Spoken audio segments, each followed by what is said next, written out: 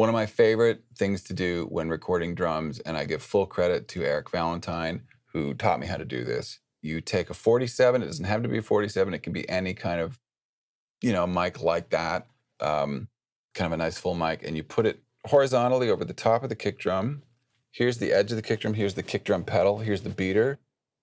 You angle it like that so it's in cardioid and it's pointing down at the beater. So it's sticking out maybe like that over the rim of the kick drum. And then when I'm recording it, I like to add low end to it, like 100 hertz, 80 hertz, and then squash it pretty liberally. It could be an 1176, it could be a distressor. I think we used an LA2A here. And then quite often on playback, I will do that again. I will squash it even more because I'll think it's not quite enough. I want it to be a sound that's probably unusable on its own, but it's the kind of thing that I will blend in to taste. I added an LA2A, UAD, LA2A to squash it even more, and then added the UAD Pultec and added 3 dB of 60 hertz.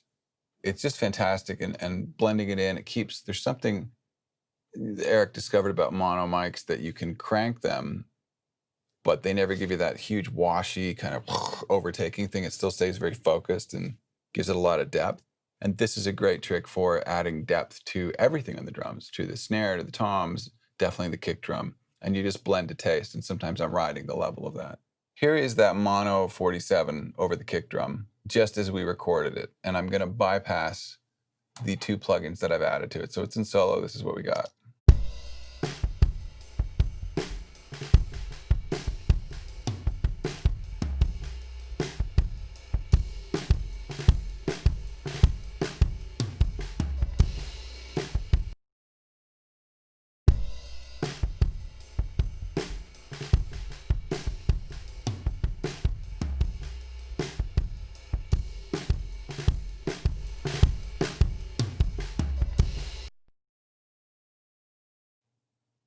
And then I'm adding, looks like just a hair over 3 dB of 60 hertz.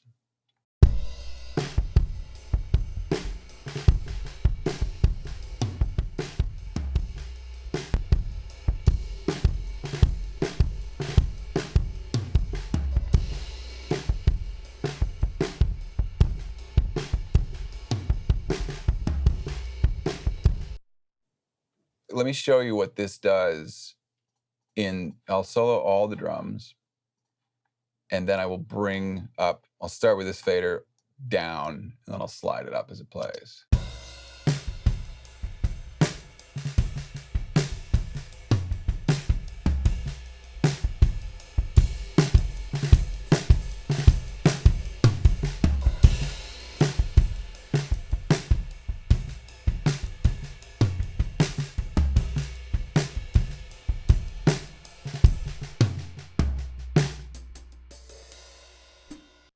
It just adds this beautiful, very sort of Eric Valentine like depth, kind of gorgeous low end. Eric's really into, his company's called Undertone Audio, not overtones, but like the notes that get formed below the actual primary note from the weird confluence of different harmonies and undertones, they're called.